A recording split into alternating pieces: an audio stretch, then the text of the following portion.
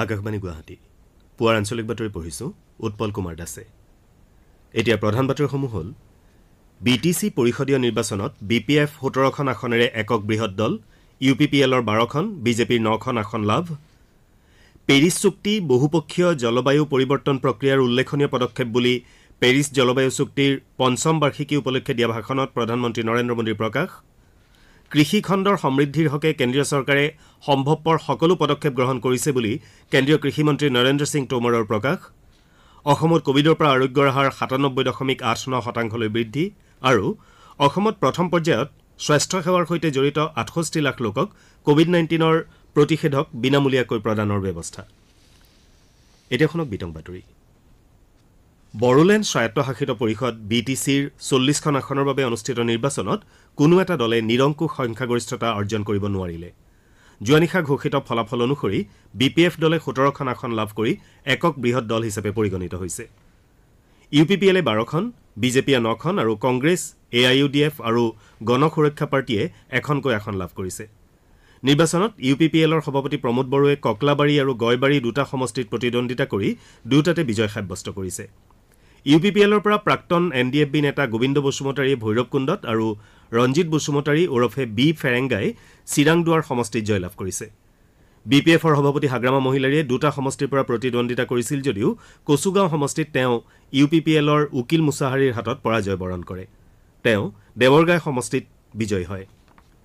নিৰ্বাচনৰ ফলাফল অনুসৰি পৰিষদৰ ৪খন জিলাৰ ভিতৰত ওদালগুৰিৰ 10টা সমষ্টিৰ 5টা ইউপিপিএলে, 4টা ভাৰতীয় জনতা পাৰ্টীয়ে আৰু এটা সমষ্টি বিপিএফ দলে দখল কৰিবলৈ সমৰ্থ হয়।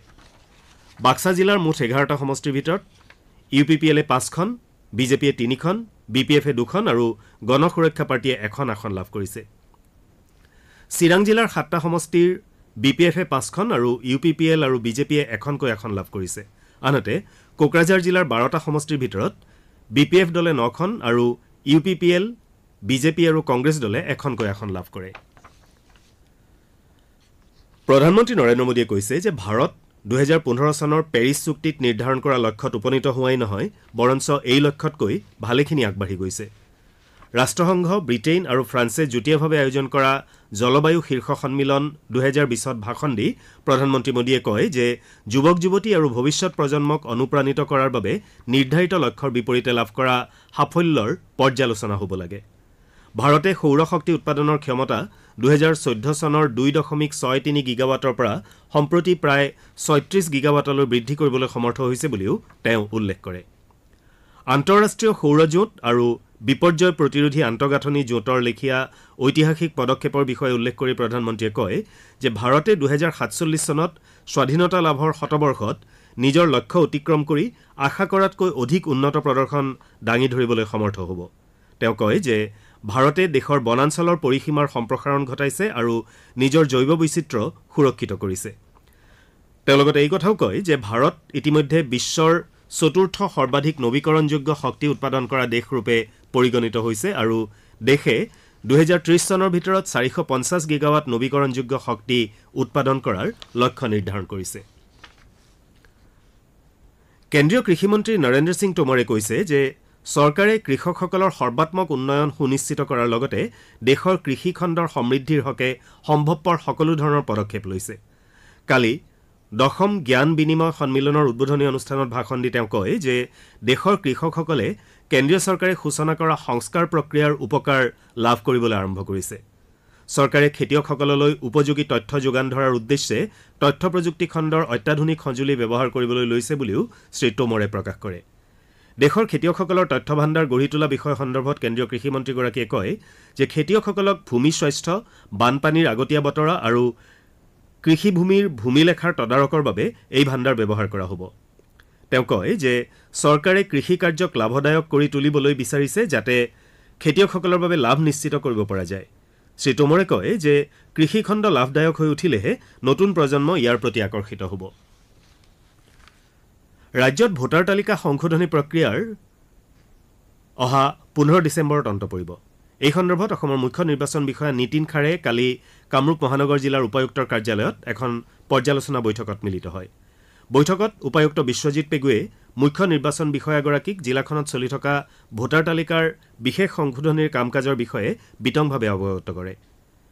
কোনো নাগৰিকে ভোটাৰ তালিকাত নাম পঞ্জীয়ন, ভোটদান কেন্দ্ৰ সালসলনি, শুধৰণি বা নাম কৰ্তন কৰিবলৈ আহিলে তেনে ব্যক্তিক নিষ্ঠা সহকাৰে প্ৰয়োজনীয় সেৱা আগবঢ়াবলৈ মুখ্য নিৰ্বাচন বিষয়াগৰাকীয়ে ভোটাৰ তালিকা সংশোধনৰ প্ৰক্ৰিয়াৰ সৈতে জড়িত বিষয়া কৰ্মচাৰীসকলক আহ্বান জনায়। বিশেষকৈ যুৱ প্ৰজন্মৰ ভোটাৰসকলক এই ক্ষেত্ৰত সহায় কৰিবলৈ শ্ৰীখাৰেই সংশ্লিষ্ট বিষয়াসকলক আহ্বান জনায়। উল্লেখযোগ্য যে কোনো অৰ্হতা সম্পন্ন ব্যক্তিৰ ভোটাৰ তালিকাত নাম অন্তৰ্ভুক্তিৰ ক্ষেত্ৰত কোনো দাবী অথবা আপত্তি থাকিলে অথবা কোনো শুধৰণি বা একেটা সমষ্টিৰ ভিতৰত নাম স্থানান্তৰ কৰিবলৈ বিচাৰিলে নিৰ্দিষ্ট প্ৰপত্ৰ যোগে অহা 15 ডিচেম্বৰৰ ভিতৰত আবেদন কৰিব লাগিব। যোৱা 22 নৱেম্বৰত অনুষ্ঠিত অসম আৰক্ষী উপ পৰিদৰ্শক পদৰ লিখিত পৰীক্ষাৰ ফলাফল কালি ঘোষণা কৰা হয়। ৬২,০০০ৰো অধিক প্ৰাৰ্থী অৱতীৰ্ণ হোৱা এই পৰীক্ষাত ৩,১৬২গৰাকী প্ৰাৰ্থী উত্তীৰ্ণ হৈছে বুলি ৰাজ্যিক পৰ্যায়ৰ আৰক্ষী নিযুক্তি পৰিষদে প্ৰকাশ কৰিছে। উল্লেখযোগ্য যে ৫৯৭টা উপ পৰিদৰ্শক পদৰ বাবে যোৱা ২০ ছেপ্টেম্বৰতে লিখিত পৰীক্ষা অনুষ্ঠিত হৈছিল যদিও পৰীক্ষাৰ পূৰ্বে প্ৰশ্নকাকত ফাদিল হোৱা বাবে ৰাজ্য চৰকাৰে সেই পৰীক্ষা বাতিল কৰিছিল। ৰাজ্যৰ দক্ষতা, নিয়োগ আৰু উদ্যমিতা দপ্তৰৰ মন্ত্ৰী চন্দ্ৰমোহন পাটোৱাৰীয়ে কালি আন্তঃৰাষ্ট্ৰীয় প্ৰযুক্তি কোম্পানী চিমেন্সৰ প্ৰতিনিধিৰ সৈতে মত বিনিময় কৰি ৰাজ্যখনত যুৱ প্ৰজন্মৰ দক্ষতা বৃদ্ধিৰ সন্দৰ্ভত আলোচনা কৰে। এই আলোচনাকালত প্ৰতিষ্ঠানটোৰ সঞ্চালকে অসমত বিভিন্ন ক্ষেত্ৰত যুৱ প্ৰজন্মৰ দক্ষতা বিকাশৰ বাবে হাৰ্ডৱেৰ আৰু ছফ্টৱেৰ লেবৰেটৰীৰ আন্তঃগাঁথনি বিকশাই তোলাত সহায় কৰিব বুলি প্ৰতিশ্ৰুতি দিয়ে। আনহাতে ৰাজ্যখনত দক্ষতা বিকাশৰ বাবে বিভিন্ন ঠাইত গোট গঠন কৰা হ'ব বুলিও কোম্পানীটোৱে প্ৰতিশ্ৰুতি দিছে। ৰাজ্যৰ ৫৩৯গৰাকী মীন পালকক কালি ৩ কোটি ১০ লাখ টকাৰ কিষাণ ক্ৰেডিট কাৰ্ড প্ৰদান কৰা হয়।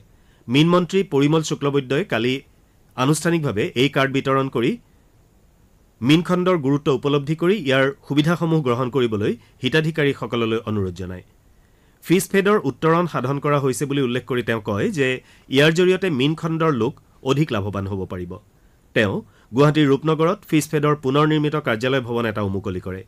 মন্ত্ৰীগৰাকীয়ে কয় যে এতিয়াৰে পৰা মহানগৰীৰ লোকে www.fishfedassam.org সেৱাৰ জৰিয়তে সুলভ মূল্যত ঘৰতে ফিছফেডৰ মাছ লাভ কৰিব পাৰিব। আপোনালোকে আঞ্চলিক বাতৰি শুনিছে আকাশবাণীৰ গুৱাহাটী কেন্দ্ৰৰ পৰা। শ্ৰোতাসকলে এই বাতৰি আমাৰ YouTube channel AIR news Guwahati অথবা নিউজ অন AIR এপ যোগেও শুনিব পাৰিব। অসমত কালিৰ দিনটোত কোভিড সংক্ৰমণৰ হাৰ 0.69% হৈছেগৈ। কালি ২১,৮৯৪জন লোকৰ নমুনাৰ পৰীক্ষা সম্পন্ন কৰা হয় আৰু ইয়াৰ ভিতৰত ১৫২ জনৰ এই ভাইৰাছৰ সংক্ৰমণ ধৰা পৰে। ইয়াকে লৈ ৰাজ্যখনত চিকিৎসাধীন লোকৰ সংখ্যা ৩,৫২৭লৈ বৃদ্ধি পাইছে। আনহাতে কালি ১১৮ জন লোকক সুস্থ হোৱাৰ বাবে চিকিৎসালয়ৰ পৰা অব্যাহতি দিয়া হয়। সেই অনুসাৰে ৰাজ্যখনত আৰোগ্যৰ হাৰ ৯৭.৮৯% হৈছেগৈ। সম্প্ৰতি মুঠ আক্ৰান্তৰ ১.৬৪% লোক চিকিৎসাধীন হৈ আছে। উল্লেখযোগ্য যে কালিৰ দিনটোত ৰাজ্যখনত এই ৰোগত আক্ৰান্ত হৈ এজনো লোকৰ মৃত্যু ঘটা নাই। দেশত কোভিড-19ৰ পৰা আৰোগ্যৰ হাৰ প্ৰায় ৯৪.৮৯%লৈ বৃদ্ধি পাইছে। যোৱা ২৪ ঘণ্টাত ৩৩,৪৯৪ জন কোভিড ৰোগী সুস্থ হৈ উঠে। ইয়াৰ লগে লগে সুস্থ হৈ উঠা ৰোগীৰ মুঠ সংখ্যাই ৯৩,২৪,০০০ অতিক্ৰম কৰিছে। দেশত সম্প্ৰতি মুঠ আক্ৰান্তৰ ৩.৬৬% লোক চিকিৎসাধীন হৈ আছে। সেই অনুসৰি চিকিৎসাধীন ৰোগীৰ সংখ্যা ৩,৫৯,৮১৯ হৈছেগৈ। ইফালে বিগত ২৪ ঘণ্টাত ৩০,০০০তকৈও অধিক লোক নতুনকৈ এই ৰোগত আক্ৰান্ত হয়। ইয়াৰ লগে লগে মুঠ আক্ৰান্তৰ সংখ্যা ৯৮,২৬,০০০লৈ বৃদ্ধি পালে। দেশত সম্প্ৰতি মৃত্যুৰ হাৰ ১.৪৫%লৈ অৱনমিত হৈছে। যোৱা ২৪ ঘণ্টাত এই ৰোগত আক্ৰান্ত হৈ ৪৪২ জন লোকৰ মৃত্যু ঘটাত দেশত ইতিমধ্যে প্ৰাণহানি হোৱা লোকৰ সংখ্যা ১,৪২,৬২৮লৈ বৃদ্ধি পালে। অসমত প্ৰথম পৰ্যায়ত ৬৮ লাখ লোকক কোভিড-19ৰ প্ৰতিষেধক বিনামূলীয়াকৈ প্ৰদান কৰা হ'ব। প্ৰথম পৰ্যায়ত স্বাস্থ্যসেৱাৰ সৈতে জড়িত লোকসকলক প্ৰতিষেধক প্ৰদান কৰা হ'ব। আকাশবাণী গুৱাহাটী কেন্দ্ৰৰ কালিৰ দৃষ্টিপাত অনুষ্ঠানত ৰাজ্যখনৰ স্বাস্থ্য বিভাগৰ চিটাকৰণৰ যুটীয়া সঞ্চালক ডাঃ বিনীতা গোস্বামী আৰু ৰাজ্যিক কোল্ড চেইন বিষয়া বিমান কুসুম চৌধুৰীয়ে এই বিষয়ে প্ৰকাশ কৰে। তেওঁলোকে কয় যে প্ৰথম পৰ্যায়ত প্ৰায় ৭০ লাখ প্ৰতিষেধকৰ বাবে ইতিমধ্যে আবেদন কৰা হৈছে। দ্বিতীয় পৰ্যায়ত কোভিড বিৰোধী যুঁজত সন্মুখৰ পৰা ভাগ লোৱা লোকসকলক এই প্ৰতিষেধক প্ৰদান কৰা হ'ব। তৃতীয় পৰ্যায়ত বয়োজ্যেষ্ঠ আৰু বিভিন্ন ৰোগত আক্ৰান্তসকলক আৰু তাৰ পাছত সকলোকে বিনামূলীয়াকৈ চৰকাৰী প্ৰতিষেধক প্ৰদানৰ ব্যৱস্থা কৰা হ'ব বুলি সমল ব্যক্তি দুগৰাকীয়ে জানিবলৈ দিয়ে। তেওঁলোকে কয় যে ৰাজ্যখনত ৩০,০০০টা স্থানত প্ৰতিষেধক প্ৰদানৰ দিহা কৰা হ'ব। আনহাতে প্ৰতিষেধক প্ৰদানৰ পূৰ্বে এই সন্দৰ্ভত ব্যাপক সজাগতা সৃষ্টিৰো দিহা কৰা হ'ব বুলি তেওঁলোকে প্ৰকাশ কৰে। ৰাজ্যৰ স্বাস্থ্য আৰু পৰিয়াল কল্যাণ বিভাগৰ উদ্যোগত কাইলৈৰ পৰা টিটেনাছ প্লাছ টিকাকৰণ অভিযান আৰম্ভ হ'ব। এই প্ৰতিষেধক 10ৰ পৰা 11 বছৰ আৰু 16ৰ পৰা 17 বছৰ বয়সৰ সকলো শিশুকে প্ৰদান কৰা হ'ব। উল্লেখযোগ্য যে এই অভিযান কাইলৈৰ পৰা 3 সপ্তাহৰ বাবে চলিব।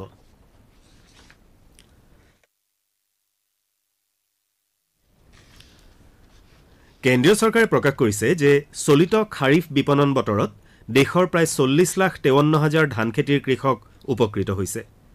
ন্যূনতম সমৰ্থন মূল্যৰ আধাৰত কৃষকসকলে 70,000 কোটি টকাতকৈও অধিক পৰিমাণৰ লাভ অৰ্জন কৰা বুলি চৰকাৰী সূত্ৰই প্ৰকাশ কৰে। কৃষি মন্ত্ৰালয়ে প্ৰকাশ কৰা মতে চৰকাৰে বিভিন্ন আঁচনিৰ জৰিয়তে কৃষকসকলৰ পৰা ন্যূনতম সমৰ্থন মূল্যত খাৰিফ শস্যৰ ক্ৰয় অব্যাহত ৰাখিছে।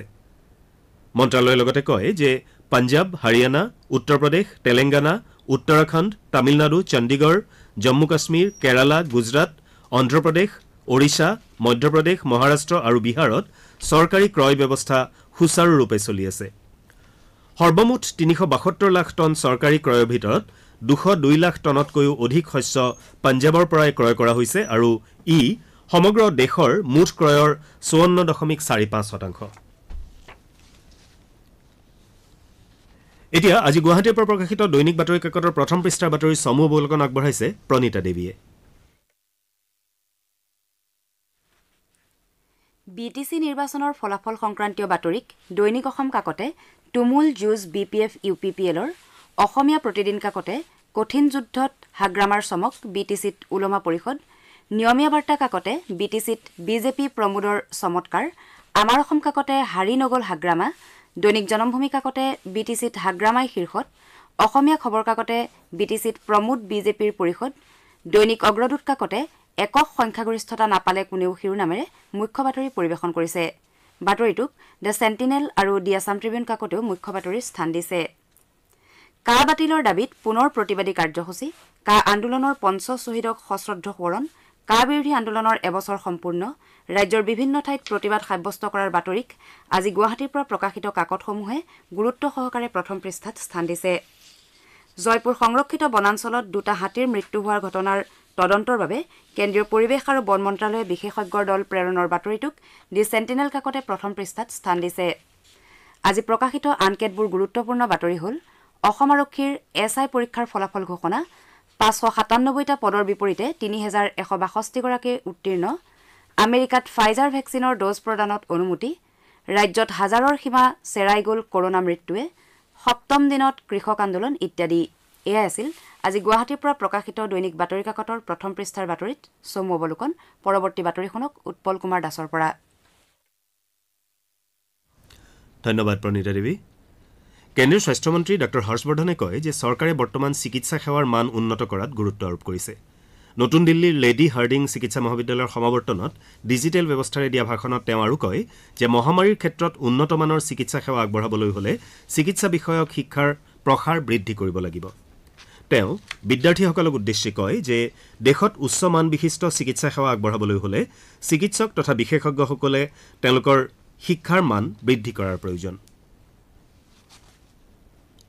বাতৰি শেষ কৰাৰ আগতে প্ৰধান বাতৰি কেইটামান আকৌ এবাৰ। বিটিচি পৰিষদীয় নিৰ্বাচনত BPF 17খন আসনেৰে একক বৃহৎ দল, UPPLৰ 12খন, বিজেপিৰ 9খন আসন লাভ, পেৰিছ চুক্তি বহুপক্ষীয় জলবায়ু পৰিৱৰ্তন প্ৰক্ৰিয়াৰ উল্লেখনীয় পদক্ষেপ বুলি পেৰিছ জলবায়ু চুক্তিৰ 5ম বাৰ্ষিকী উপলক্ষে দিয়া ভাষণত প্ৰধানমন্ত্ৰী নৰেন্দ্ৰ মোদীৰ প্ৰকাশ, কৃষি খণ্ডৰ সমৃদ্ধিৰ হকে কেন্দ্ৰীয় চৰকাৰে সম্ভৱপৰ সকলো ব্যৱস্থা গ্ৰহণ কৰিছে বুলি কেন্দ্ৰীয় কৃষিমন্ত্ৰী নৰেন্দ্ৰ সিং টোমৰৰ প্ৰকাশ, অসমত কোভিডৰ পৰা আৰোগ্যৰ হাৰ 97.89% বৃদ্ধি আৰু অসমত প্ৰথম পৰ্যায়ত স্বাস্থ্য সেৱাৰ সৈতে জড়িত 68 লাখ লোকক কোভিড-19ৰ প্ৰতিষেধক বিনামূলীয়াকৈ প্ৰদানৰ ব্যৱস্থা। বাতৰি শেষ কৰাৰ পূৰ্বে কওঁ, মাস্ক পৰিধান কৰক, হাত ধুৱক আৰু পৰস্পৰৰ মাজত কমেও 2 গজ দূৰত্ব বৰ্তাই ৰাখক, কোভিডক পৰাজিত কৰক। আমাৰ পুৱাৰ আঞ্চলিক বাতৰি ইমানতে শেষ হ'ল। নমস্কাৰ।